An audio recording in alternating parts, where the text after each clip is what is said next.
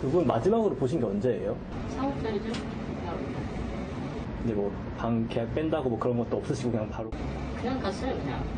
그냥 가고 키도 다 놔두고 가고 다 지금 쓸모 있는 거 다 가져가고 허접한 거 놔두고 겨울은 두꺼운 옷이니까 못 가져갔다가 고추가 많잖아요. 독가나 이런 거 파카 이런 거 스웨터 두꺼운 스웨터 가방 허접한 비닐을 내고 그렇게 가고 그럼 약간 좀 본인이 떠날 걸 알고 약간 챙겨가지고 간 걸까요? 나는 그렇게 가요. 냉장고 다 빼놓고 괜히 오는 사람은 켜놓고 가기도 하는 거잖아. 이제 올 사람은 안 빼놓고 가죠. 근데 약간 좀 필요한 짐 같은 건 다 없었다는 말씀이시죠? 그 방에서 뭐 값이 나갈 만한 건 없었다는 거죠. 우리가 일반적으로 그냥 말하는 기존품이라든가 복합품이라든가 이런. 아, 이분은 평소에도 중국 자주 왔다 갔다 하셨나 봐요? 세 번 갔나? 그러니까 트렁크 들고 나가가지고 안 보이고 한 3, 4일에 또 오기도 그냥 물어보기도 하고 어디 가냐고 중국 간다고. 예, 이 임지연 씨의 입북이냐 아니면은 납치냐, 자진월북이냐, 납치냐를 놓고서 이제 여러 가지 얘기들이 이번 주 내내 계속 나오고 있습니다. 매일경제신문이 보위부 출신 탈북자를 단독 인터뷰해봤는데 새로운 주장이 나왔습니다. 임지연은 북한에서 보낸 스파이였다. 이런 얘기를 좀 하고 있습니다. 과거 보위부에 근무했을 당시에 함께 활동하던 중국 정보원과 최근에 통화를 해봤더니 북한으로 되돌아간 임 씨는 자발적으로 북한 공작원과 만나서 아주 매끄럽게 입국했다는 정보를 들었다. 이런 얘기를 좀 하고 있습니다. 임 씨는 북한의 정찰 총국을 통해서 중국 단둥을 거쳐서 북한으로 들어갔다. 납치라면은 절대 이 경로로 들어갈 수 없는 경로다 얘기를 하고 있습니다. 임 씨가 TV에 나와서 자신이 남한에서 생활했던 것을 털어놓으면서 임 씨는 북한에서 영웅 대접을 받고 있다 이런 얘기들을 하고 있습니다. 그렇다면 왜 임지연 씨는 북한 스파이였을까? 김정은 정권 하에서 좀 힘들어도 한국 등으로 나가면 더 힘들다라는 메시지를 인민들에게 보여주기 위해 만든 일종의 광고 모델이다. 이런 치밀한 시나리오 속에 탈북을 했고 그래서 그런 활동을 한 뒤에 북한으로 다시 들어가서 방송에 나온 것이다. 이런 얘기를 하고 있습니다. 짐 정리를 하지 않고 급하게 떠났다는 일부 언론 보도가 있지만 실제 고시원에 가봤더니 버릴 거는 다 버리고 가져갈 거는 다 가져갔다니까 쓸만한 것은 싹 다 챙겨갔다라는 것도 임 씨가 북한 스파이일 가능성이 높다라는 신문 기사의 요지가 있습니다. 이상훈 기자, 네. 임지연 씨가 북한에서 보낸 스파이였다라는 거, 약간 이제 새로운 주장이에요. 이게 어느 정도 신빙성이 있는지. 알 도리가 없죠. 북한 문제는 사실은 그냥 매일경제 주장이고 신문에서 썼습니다. 예. 알 도리는 없습니다. 사실은 뭐 북한 관계자가 이제 진술한 건데 그런 정보를 들었다는데 예. 통상 만약에 우리 국내에서 일이 벌어지면 그 이해관계자가 해명을 하든지 시인을 하든지 하는데 북한 쪽은 뭐 반응도 없고요. 뭐 예. 확인도 안 해줘. 그렇다고 북한이 정정보도 요청을 할 것도 아니고 예. 그러니 알 도리가 없는데 지금까지는 사실 임지연 씨가 처음에 북한에 갔다는 게 일단 확인됐을 때 예. 처음에는 스스로 올라갔다. 그러니까 국내에서 어떤 생활에 뭐가 좀 문제가 발생한 거 아니냐. 그쵸. 개인 신상에. 예. 그래서 그런 거에 대해서 굉장히 괴로워하다가 차라리 북으로 올라가는 선택을 예. 한 게 아니냐. 처음에 이랬다가 중간째는 그게 아니고 뭔가 모르게 납치당한 것 같다. 뭐 이렇게 영상 나오지만 뭐 얼굴 표정이 어둡다든가 마치 예. 얼굴에 약간의 구타의 무슨 흔적이 있지 않나 뭐 이런 분석가 나오면서 납북설이 나왔거든요. 예. 그랬다가 지금 나오는 거는 그게 아니라 스파이설, 간첩이었다. 남한에서 활동을 하다 활동 기간이 종료하니까 이제 올라가서 예. 체제 선전에 앞장서고 있는 거다. 이렇게 나왔는데 세 가지 중에 뭔지 진실은 알 수는 없습니다. 지금 경찰이 예. 수사를 하고 있으나 그러나 뭐 시간이 지나면 알겠지만 예. 글쎄요. 정부 입장은 뭔지 모르겠습니다. 근데 이 가능성, 매일경제신문이 오늘 보도한 이 내용의 가능성이 아예 없다고 말하기는 어려워요. 그렇죠? 사실 이 임지연 씨 정도의 이 외모라면은 사실 뭐 굉장히 북한 내에서도 수준급 외모인데 이런 여성이 탈북을 했고 뭐 포병 군인으로 이제 근무를 했다고 했잖아요. 북한에서는 이제 그것도 사실 다 각본이라고 이제 이 기사는 전하고 있습니다. 저렇게 미모의 여성이 탈북을 했고 남한에서 인기를 끄는 방송인이었고 그러다가 다시 북한 TV에 나와서 남한에서의 생활이 굉장히 힘들었다. 술집 나가야 되고 뭐 핍박했다. 이런 얘기를 북한 주민들에게 들려주면 남한에 대한 환상이 당연히 깨지겠죠. 당연히 정치적으로 이용할 만한 가치가 있는 인물이 아니었을까 이런 생각도 좀 들어요. 만약 지금 나온 이야기가 예. 사실이라면 체제 선전을 하기 위해서는 가장 이상적인 하나의 모델일 수밖에 없는 거죠. 예. 젊고 미모가 있고 한국에서도 또 방송 활동도 했고 그러다 보면은 북한 체제를 옹호하기 우리는 가봤더니 정말 거긴 아니더라 이런 식의 선전으로 이용하기에는 아주 적합한 그런 사람이기 때문에 뭐 지금 주장되고 있는 것들이 전혀 개연성이 없다라고 말하기는 어려운 것 같습니다. 예. 그리고 또 가장 중요한 거는 이제 그런 게 조사가 돼야겠죠. 입국 경로가 가장 중요할 것 같습니다. 정말로 이 사람이 주장하듯이 그 경로로는 도저히 재입국을 할 수 없는 예. 경로였다라고 하면은 충분히 의심할 수밖에 없는 상황인 예. 거고요. 만약에 그것이 아니라 일반적으로 비밀리에 들어가는 그런 경로였다라면은 이제 그거는 또 앞서 주장했던 예. 자진 입국설이라든지 이런 것들에 이제 무게가 실릴 텐데 이 부분에 대해서는 아마 관계 당국에서 좀 더 면밀하게 예. 좀 쳐다봐야 될 거고 앞으로 월남 하시는 분들, 남쪽으로 오시는 분들에 대한 아마 또 검증이 다시 또 철저하게 이루어지는 아마 후속 조치가 진행될 겁니다. 이게 지금 자진 월북이냐 납치에 의한 그 북한으로 끌려간 것이냐 이 문제와 스파이냐 아니냐 문제는 또 다른 문제거든요. 그러니까 이 지금 임지연은 북한의 스파이였다. 예. 이 얘기가 맞다면 임지연이 탈북한 게 2014년 1월입니다. 그럼 한 3년 정도를 사실상 스파이 활동을 남한에서 했다라는 것이 예. 되잖아요. 북한의 정찰총국과 여러 가지 관계 속에서. 그렇다면은 이 탈북자 관리 부분에 있어서 국가정보원이라든지 기타 어떤 경찰의 보안 책임 쪽이라든지 이런 쪽에서는 그렇다면은 뭘 했느냐? 너나 이렇게 공개적으로 방송에 출연해서 막 활발한 활동을 할 정도로 그런 이 간첩의 활동을 보장을 한 것이냐? 그리고 지금 이 사람 주장대로라면은 조선인민군 포사령부 소속이었다라는 그 자체가 뭐 새빨간 거짓말이었다라고 하는데 근데 여군이라고 하기는 외모가 너무 뛰어나요. 그렇죠. 지금 와서 이제 이 기사 읽고 나서 딱 다시 생각해 보니까 야, 저 정도 외모를 가진 여성이 북한의 포부대에서 근무하는 군인이었다? 아니 그건 위험한 발언이고요.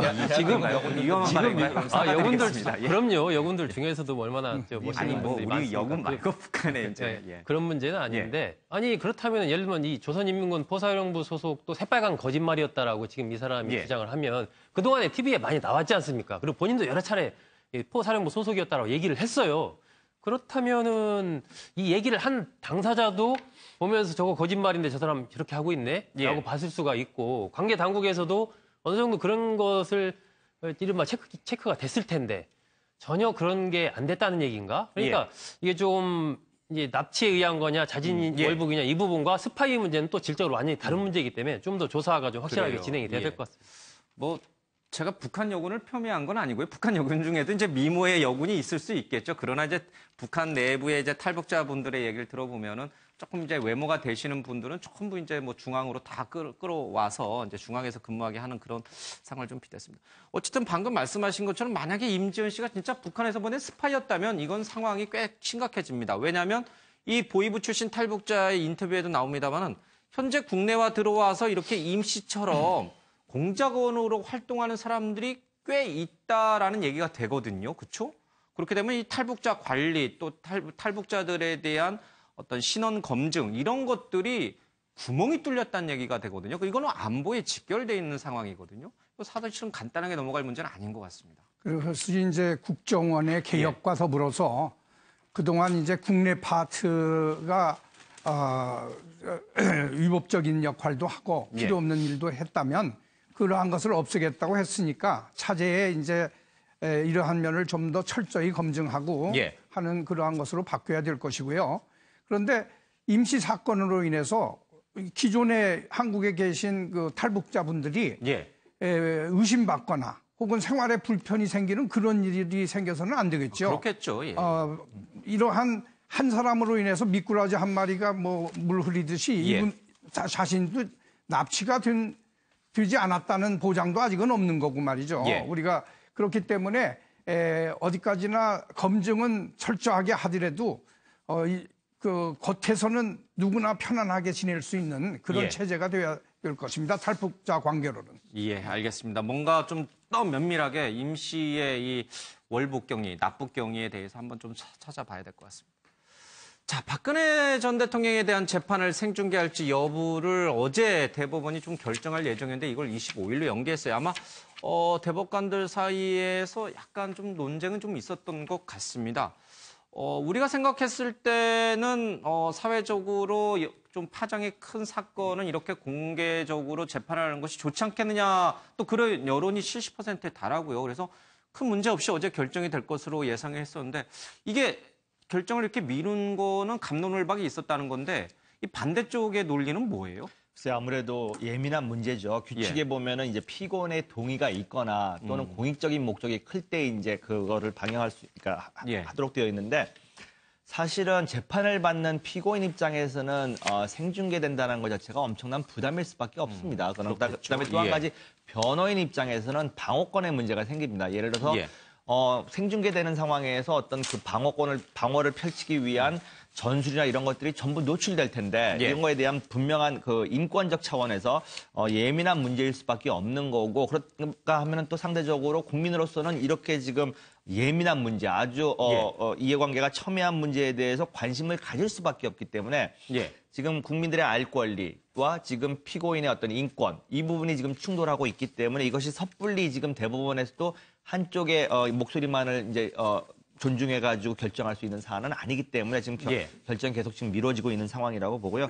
근데 뭐 저는 개인적으로 사실은 이 문제, 국정농단의 문제는 사실 어떻게 보면은 대한민국 근대사에서 가장 중요한 역사적 사건일 수도 있는 사건이기 때문에 역사적인 측면에서도 이것이 일정 부분은 정말 공개될 수 있는 그런 식으로 결정이 됐으면 하는 그런 개인적인 바람은 있습니다. 박근혜 전 대통령, 만약에 대법원의 그 어떤 재판이나 이런 것들이 공개가 된다면은 헌재 판결에 이어서 박근혜 전 대통령한테는 상당히 좀 뭐랄까 모욕적인 게 되는 건가요? 아니면 그 정도는 전직 대통령으로서 감수할 수 있다라고 봐야 되는 건가요? 변호인 쪽에서 의의 제기도 할 수 있죠. 본인의 머리 모양과 복장 하나까지도 신경 쓰는 상황에서 죄인이다 당신은. 그리고 몇 년이 선고된다라는 재판장의 그 모습과 그 앞에서 앉아서 그거를 들어야 되는 박근혜 전 대통령 모습을 그쪽 변호인단 쪽에서는 글쎄 받아들이기 어려울 것이다. 아마 이게 규칙 개정되면 또 이의 제기를 할 가능성이 있어 보입니다. 헌재 판결 때는 사실 나오지 않았어요. 그렇죠? 한 번도 이제 증인으로도 나오질 않아서 박 전 대통령과 이 선고가 내려지는 순간이 이게 오버랩이 되질 않았는데 이 판결은 다르죠. 법원 판결은. 분명히 나가야 되는데 그 땅땅땅 치는 순간 박 전 대통령 얼굴 표정이라든지 뭐 이런 전반적인 것들이 뭐 어떻게 될지 궁금해하시는 분들도 있고 또 그게 너무 가혹하지 않냐 이렇게 생각하시는 분들도 좀 있는 것 같군요. 자, 지금 이 논란이 되고 있는 이 수리온 헬기 관련 비리와 관련해서 항공우주산업 카이에 대표했던 하성룡 대표가 사표를 제출했습니다만은 2012년 새누리당 경선 때 박근혜의 거액의 후원금을 냈다고 합니다. 당시에는 성동조선해양 사장으로 있었는데 박 전 대통령에게 거액의 정치 후원금, 그러니까 1,000만 원 법정 상한액을 모두 냈는데 이 돈을 내고 나서 박근혜 정부 출범하면서 이제 카이의 사장으로 갔다라고 얘기를 하고 있습니다. 정말 이 국가 방위 산업과 관련돼서 그것도 우리나라가 해외 수출까지 염두에 두고 개발한 이 헬기가 이렇게 비자금 창고로 활용되고 이 누더기로 전락하는 거, 이거는 기강이 해이해져도 너무 해이해진 거 아닌가. 최소한의 공직자로서의 방위 산업에 종사하는 사람들의 기본적 양심도 없는 게 아닌가. 이런 생각을 좀 갖게 됩니다. 사실은 이런 부분들은 정말 매국 행위죠. 매국이죠. 매국 행위고 그야말로 적폐 중에 적폐라고 봐요. 이 특히 방산 쪽은 규모가 또 크지 않습니까? 규모가 크고 전문적이다, 전문성이 있다라는 그러한 이유로 해서 제3자들이 그 내막을 부품의 가격이라든지 예를 들면 이런 것들을 좀 굉장히 알기가 어려운 어떤 구조 자체의 그런 특수성이 있기 때문에 그러다 보니까 그 과정에서 이제 여러 가지 납품 단가를 부풀린다든지 이번 이제 그 방사청 직원의 경우처럼 자신의 친인척들을 뭐 새로운 부품업체 저기로 등록시켜서 거기로 돈을 빼돌린다든지 정말로 많은 부분에서 이 돈을 이 밖으로 돌릴 수 있는 그런 여지가 있기 때문에 특히나 이러한 쪽에 근무하는 공무원들은 더더욱 어떤 도덕성이라든지 사명감, 국가에 대한 어떤 애국심 이런 것들이 좀 있어야 되는데 그동안에 보면 하나의 그냥 이권을 챙길 수 있는 그러한 기관, 그런 구조로 삼는 그런 사람들이 있었기 때문에 아마 앞으로는 철저하게 어떤 법적인 단죄도 정말 엄격하게 진행이 돼야 될 것 같고요. 이런 부분에서 상호 견제하는 이 체크가 될 수 있는 그러한 시스템을 만드는 것이 굉장히 중요한 것 같습니다. 예, 지금부터라도 이제 앞으로 이 정부부터라도 좀 이런 기사가 더 이상 나오지 않았으면 좋겠습니다. 청와대가 박근혜 정부 청와대 문건 사본을 메모하면서 세 번째 공개했습니다. 조선일보는 이것을 대통령 기록물법 위반이다라고 해서 이 부분에 포인트를 둬서 보도하고 있는데 뭐 경향이라든지 한국일보라든지 다른 신문은 이 공개된 메모의 내용에 대해 더 집중하는 기사를 좀 싣고 있습니다. 보수단체를 재정적으로 지원하라, 카톡 좌편향 검색 개선하라라는 등의 좀 문건이 있는 것 같습니다. 두 가지 쟁점이 이렇게 상충하는 것 같아요. 이게 과연 공개가 적법한 거냐라고 이제 이 절차적인 문제를 이삼는, 그러니까 보수 쪽에서, 야당 쪽에서 이제 그런 얘기를 많이 하시고, 이쪽 좀 진보 진영 쪽에서는 문건의 내용에 이제 좀 천착을 해서 이거 이 박근혜 정부에서 도대체 이 진짜 이 뭐 블랙리스트도 있습니다만은 이쪽 진영을 많이 쓸어버리려고 했던 거 아니냐, 이제 이런 반발이 나오고 있습니다. 윤 교수님, 우리는 어디에 더 집중해서 봐야 됩니까, 이 사안은? 네, 우선 먼저 생각해야 될 점은 모든 법이나 제도가 예. 무엇을 위해서 만들어졌는가. 그것이 법과 제도를 지키기 위해서 만들어졌다기보다는 예. 어떤 보호하려는 그러한 뚜렷한 목표가 있기 때문입니다. 예. 이를테면 청와대가 굉장히 성역처럼 우리 기억에 지난번에 세 차례 그 청와대 압수수색 시도를 했는데 다 예. 좌절이 됐을 때 예. 국민들이 보기에 이건 법 위에 군림하는 기구 아니냐 이렇게 예. 보이는 거죠.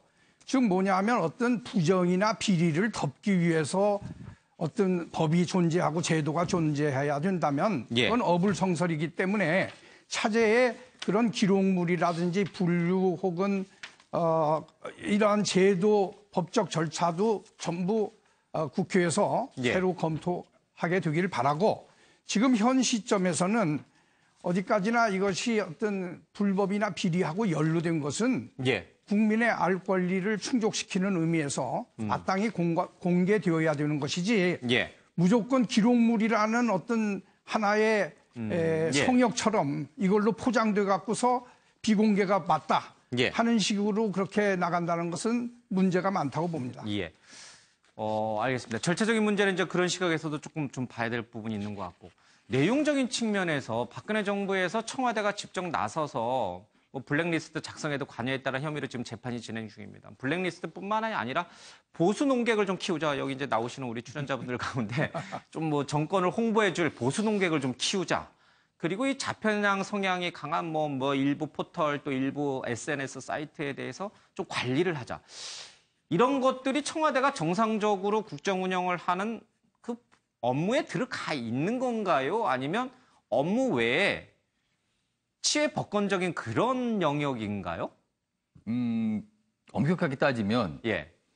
정무수석실, 민정수석실, 홍보수석실에서는 사실 여론 동향에 민감하게 파악을 해야 됩니다. 예. 그리고 예를 들어서 포털이라든가 이런 메신저 상에서 정부와 비판적인 목소리가 굉장히 크더라라고 파악을 하고 있어야죠. 그거를 모르고 있으면 무능한 참모들이죠. 예. 다만 그런 걸 파악을 하지만 근본적으로 이게 어떤 이유 때문에 이렇다라는 걸 진단을 하고, 그렇다면 우리는 이런 노력을 좀 해야 됩니다라고 하지, 예. 중간에 푹 찌르고 들어가서 간섭을 한다. 조작을 하거나 간섭을 한다. 그쪽에 얘기해서 이런 거 하지 말라고 지시를 해야 된다. 그리고 우리가 물밑에서 돈을 대든 사람을 대든 조직을 대든 우리 목소리를 대변할 사람을 키워줘야 된다고 참모들이 나설 경우, 그거는 몰권행위가 되는 건가요?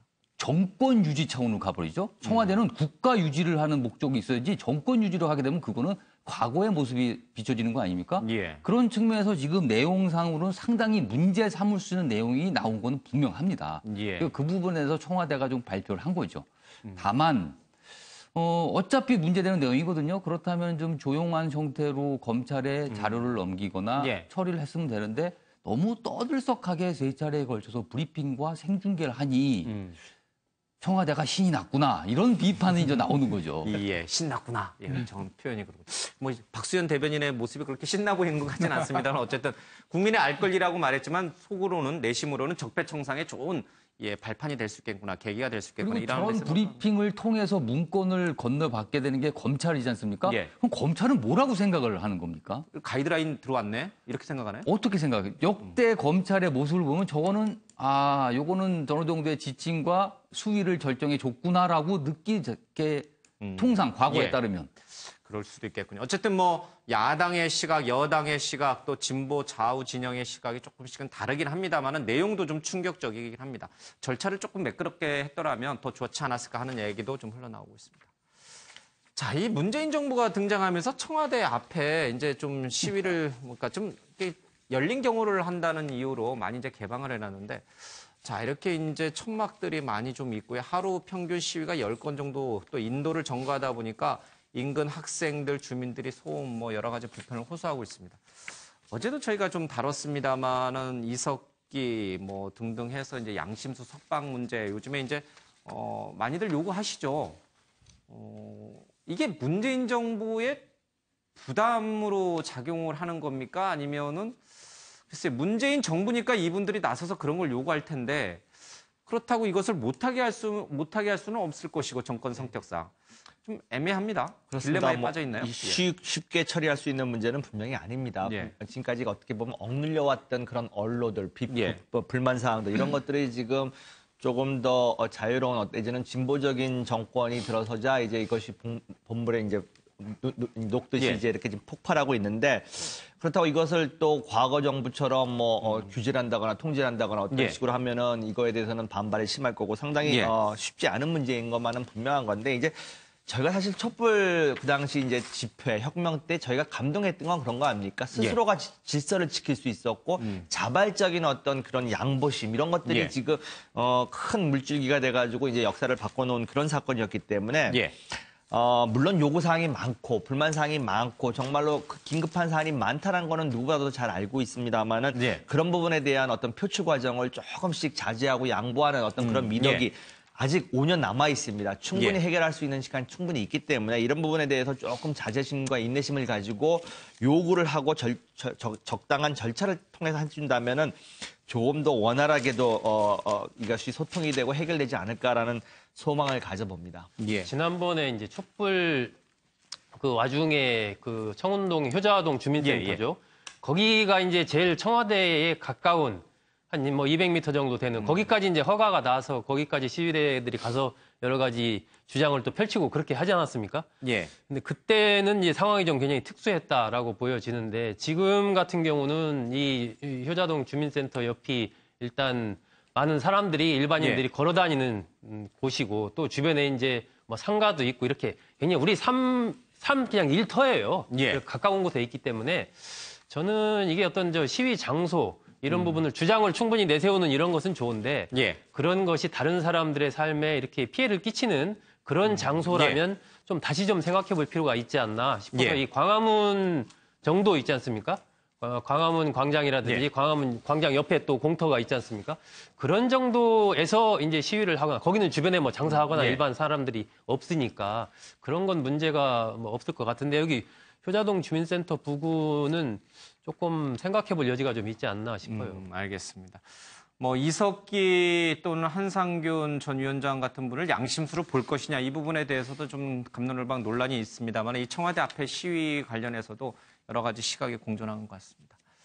박정희 생가를 찾아온 이 보수 바른정당 곳곳에서 이 태극기 집회 시위대와 충돌하는 좀 있었습니다. 좀 관련 영상부터 좀 보겠습니다. 멀쩡한 대통령을 탄핵시키고 얘는 토론하자 해놓고 왜 도망가? 사파 정권한테 선거까지 다시 도전!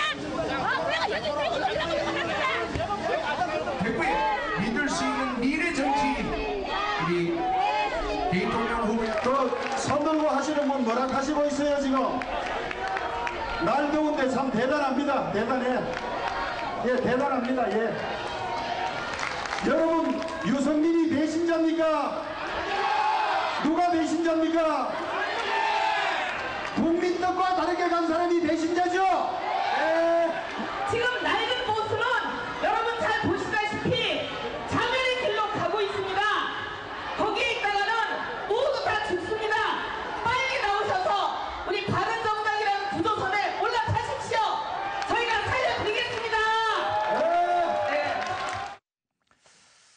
바른정당도 이제는 보수의 중심이 좀 자유한국당이 이제 앞서 잠깐 우리가 이제 뭐 수혜 얘기도 하고 이제 김학철 도의원 얘기도 좀 했습니다. 약간 이제 이렇게 헛발질하고 있을 때 이 바른정당이 보수의 중심으로 좀 이제 등장하고 싶은 그런 욕구가 강한데 이 TK 지역에서의 여론이 물론 저분들이 태극기 집회 하시는 저분들이 뭐 TK 민심을 대변하는 건 아니겠습니다만 그렇게 막 바른정당에 대해서 썩 우호적인 것 같지는 않다라는 게 오늘 조간신문들의 전체적인 분위기예요. 어떻습니까? 실제로 이 바른정당이 보수가 보는 바른정당은 어떻습니까? 구심점이 될 만한 정당입니까? 네, 저는 정치학 전공하는 사람의 한 사람으로서 매우 지금 희망적인 상황을 보고 있습니다. 바른정당에서요? 그렇습니다. 그 이유는 바른정당 및 이해운 대표가 수차례에 걸쳐서 이 정부 여당과 싸울 건 싸우고 서로 협치할 거는 협치를 하겠다. 이러한 정신과 태도야말로 의회 정치, 민주 정치의 기본이죠. 그런데 이제 상대적으로 자유한국당에서는 모든 안건, 모든 일에 대해서 정부 여당과는 반대하겠다. 혹은 지금 요 며칠 전에니까 청와대에서의 여야 대표들과의 이런 자리에도 불참하는 이게 무슨 적국 간에도 회담도 할 수 있는 건데 이건 민주정치의 근간을 뒤흔드는 일입니다. 그렇기 때문에 저는 빨리 이 보수 쪽에 어떤 이런 바람직한 방향으로 하나의 그 길을 만드는 바른정당이 앞으로 많은 역할을 하게 되기를 그러므로 인해서 우리 한국뿐이 아니라 어느 나라고 보수 진보의 양쪽이 다 중요한데 지금 현재 이 보수가 완전히 와해된 것 같아서 그러한 가운데 이렇게 희망의 그러한 모습을 보여서 매우 고무적입니다. 뭐 윤 교수님은 이제 고무적으로 평가하셨습니다만 실제로 지지율을 보면 아직도 이제 답보 상태여서 아직은 좀 갈 길이 먼 게 아닌가 이런 얘기도 흘러나옵니다.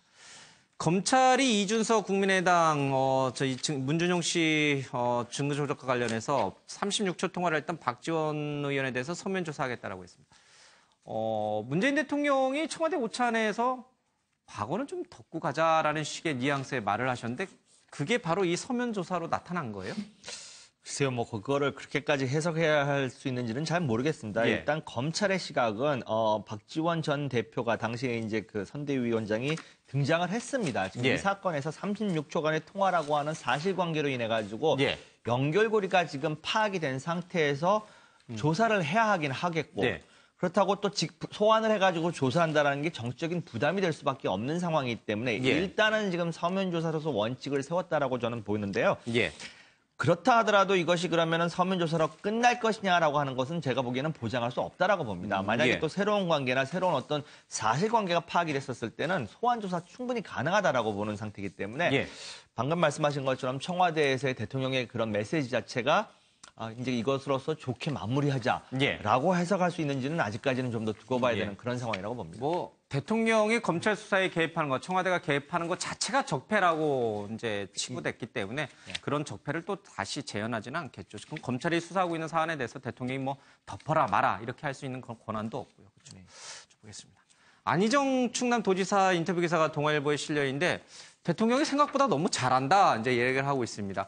그래서 자신이 과연 이 새롭게 도전하는 것이 어떨지 모르겠다 이런 얘기를 하고 있는데 안희정 지사가 뭐 차기 여권의 유력 주자 가운데 한 명이잖아요, 그렇죠? 내년 지방선거를 앞두고 아마 지금 분주해지고 있어요. 여러 가지 뭐 고민을 많이 하고 있는 것 같은데 현 단계에서 봤을 때는 내년에 다시 또 지자체장 충남도지사 선거에 안 나설 가능성이 좀 높은 게 아니냐.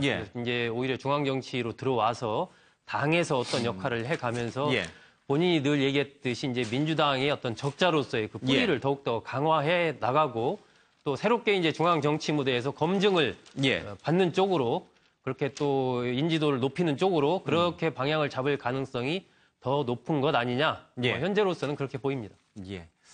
어쨌든 안희정 지사 또 뭐 박원순 시장, 이재명 시장 뭐 이쪽에는 좀 질비한데 이쪽 보수 진영에는 아직도 마땅한 인물들이 많이 보이지 않아서. 두 달째 주중대사 내정됐던 노영민 주미대사를 못 정하니 자신도 못 가고 있다. 이제 문재인 대통령 캠프의 뭐 핵심 뭐 측근이었는데 아직도 이제 자리를 못 잡은 기사가 하나 있습니다. 이 매 맞아 실명한 아이가 엄마가 맞을까봐 비명조차 내지 않았다는 기사가 있는데 목포 6세 어른입니다. 이상훈 기자, 이 아이가 자신의 친모가 또 이 동거남에게 맞을까봐 맞아도 아프다고 내색도 못했는데 야 이걸 참고 살아야 됩니까? 맞고 자란 아이는 다른 사람 모든 사람이 자기처럼 예. 맞고 사는지 알죠. 그러니까 자기 엄마 걱정하는 건 당연한데 답답하죠. 답답합니다. 예. 맨날 나옵니다 이런 얘기는. 예. 이 기사 한번 오늘 저희 시청자 여러분도 한번 좀 읽어보시기 바랍니다. 네, 오늘 시간 관계상 여기서 마치겠습니다. 시청해주신 여러분 고맙습니다.